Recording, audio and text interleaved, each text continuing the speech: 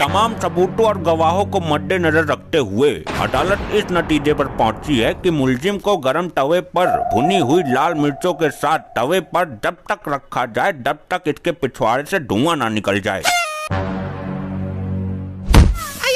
मर गया, मार दिया रे। बचा रे वकील, जज साहब छोड़ दो।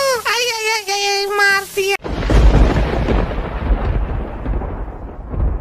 जज साहब कर दे काम शुरू। क्या काम शुरू करें? हम क्या खैरात की मशीन पर आए हैं? वेल्डिंग करने आए हैं हम। अरे मेरा मतलब है कि कोर्ट की कार्रवाई शुरू करें।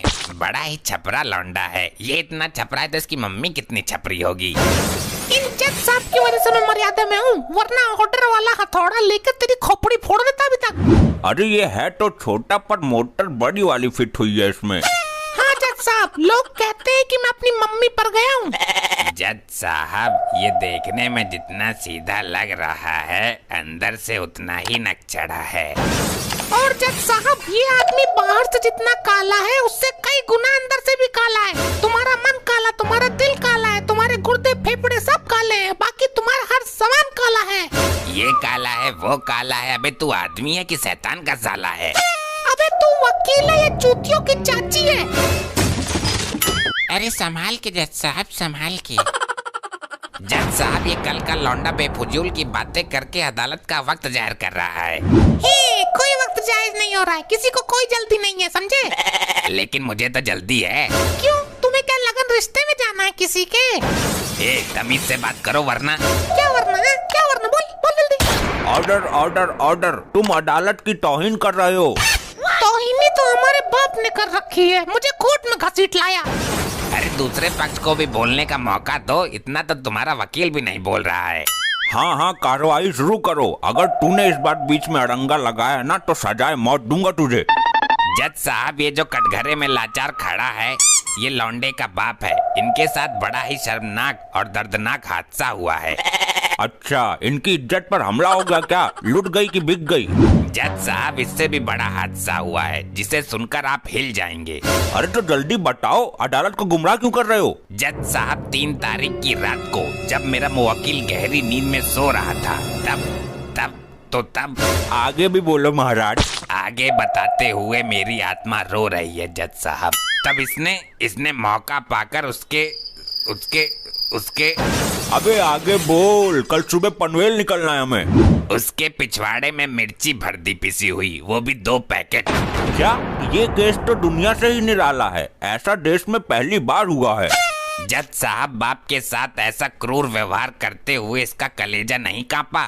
ऐसी शर्मनाक हरकतें करने के लिए इसे कड़ी से कड़ी सजा दी जाए। कड़ी से कड़ी मतलब तू क्या मुझे कोल्हू में पिसवाएगा?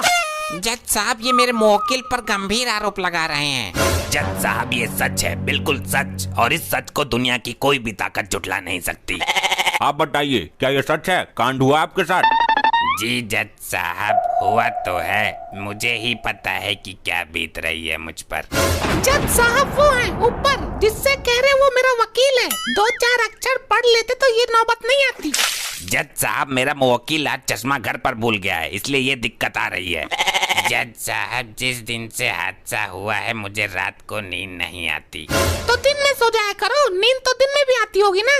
मेरी बात पूरी हो जाने दो, बीच में बोलता है पागल। बाप को बदमाशी सिखा रहा है। बोलिए, आप बोलिए, निश्चित होके बोलिए।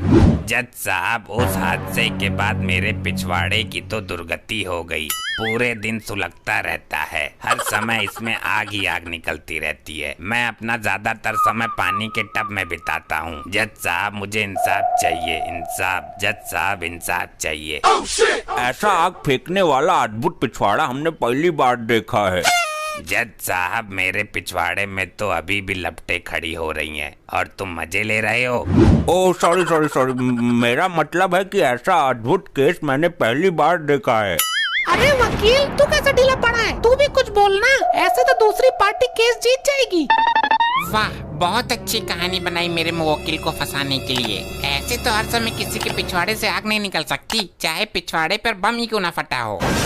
बहुत अच्छे, जिस पर गुजरती है उसी को पता चलता है। मैं जज साहब से गुजारिश करूंगा कि वकील साहब को आग का एहसास कराने के लिए इनके साथ भी मिर्चियों का प्रयोग किया जाए। अरे नहीं, इसकी कोई जरूरत नहीं है, मान ली मैंने आपकी बात। देखा जज साहब, जब वकील साहब कल्पना मात्र से ही इतना डर गए तो मेरे मुवक्किल पर क्या बीती होगी। इनके साथ इतना भयानक हादसा हुआ है। सजा दो जज साहब, कड़ी से कड़ी सजा दो। अबे वकील क्या कर रहे हो तुम? मुझे केस में जान नहीं दिखाई दे रही। अगर मैं हार गया तो तेरे पिछवाड़े में भी मिर्ची भर दूंगा। मेरा बाप आज भी 1.5 घंटे कमोड में बैठता है, बिना बात के टंकी खुली रखता है। आपके पास क्या सबूत है कि मेरे मुवक्किल ने मिर्ची भरी है? हमारे पास गवाह है। कौन सा गवाह? कैसा गवाह? खुदा गवाह। ये तो मूवी है, गवाह किधर है? कोई जीता जागता सबूत पेश करो। हमारे पास गवाह है, हकीम लंगड़ा। हकीम लंगड़ा हमारा नौकर यो गवाही देगा मेरे खिलाफ, पर ये तो बहरा है। हकीम लंगड़ा को पेश करो।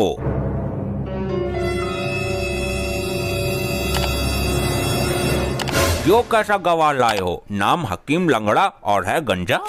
जज साहब नाम है लंगड़ा और देखने में है गंजा, और वैसे तो है ये बहरा।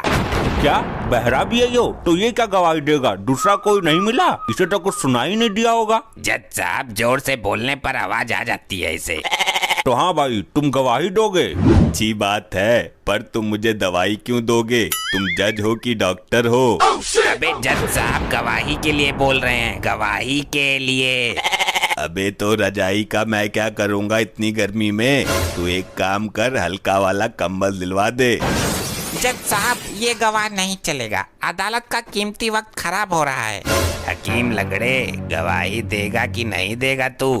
हाँ हाँ दूंगा, जरूर दूंगा गवाही, इसलिए तो मैं आया हूँ। तो गीता पर हाथ रख के कसम खाओ कि मैं जो कहूँगा सच कहूँगा। नहीं वकील साहब, मैं अब सुधर गया। मैं अब किसी संगीता पर हाथ नहीं रखूंगा। संगीता नहीं, गीता की बात कर रहा हूँ मैं। गीता गीता। कौन बबीता? हमारी पुरानी वाली गर्लफ्रेंड? अरे याद मत दिलाओ उसकी, पुराने घावों को मत खोलो।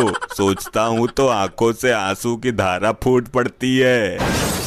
अबे गीता की कसम खानी है, गीता की। कमाल करते हो वकील साहब, मैं ऐसे किसी भी औरत की कसम नहीं खाता। मैंने आज तक तो अपनी ही औरत की कसम नहीं खाई। अबे गीता गीता गीता, ये वाली गीता, भगवत गीता। अच्छा, मैं जो कहूँगा सच कहूँगा। तो बताओ, इनके साथ हुए भीषण हादसे में तुमने क्या देखा? ना जज साहब, चप्पल तो रिलैक्सो की ही अच्छी होती है। अबे क्या बोल रहा है ये कैसा गवाह है बे? अरे ना जज साहब, मैं तो मंडल पिया करूँ 86 का, रहने दो आप। अबे इसे सही सही बुलवाओ, वरना 3 दिन की रिमांड पर भिजवाता हूँ इसे अभी। अबे तुमने मौके पर क्या देखा ये बताओ। मैंने देखा कि ये लड़का मालिक साहब के कमरों से मिर्चों की खाली पैकेट लेकर निकल रहा है और मालिक चिल्ला रहे हैं। फिर मैं उनके पास पहुंचता हूं तो सारा पराक्रम समझ में आ गया। जज साहब सुना आपने, अब केस बिल्कुल 300 फीट के पानी की तरह क्लियर है। इस युवक को कड़ी से कड़ी सजा देकर मेरे मुवक्किल को इंसाफ दिया जाए साहब।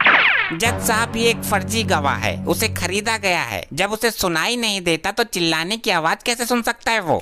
तुम केस हार गए, उसे तेज आवाज सुनाई देती है। तुम्हें अपनी सफाई में कुछ कहना हो तो कहो। मैं नहा के आया हूँ और दांत भी साफ किए हैं। अरे ये नहीं, अपने बचाव में कुछ कहो, झूठ मूठ कुछ भी बोल दो।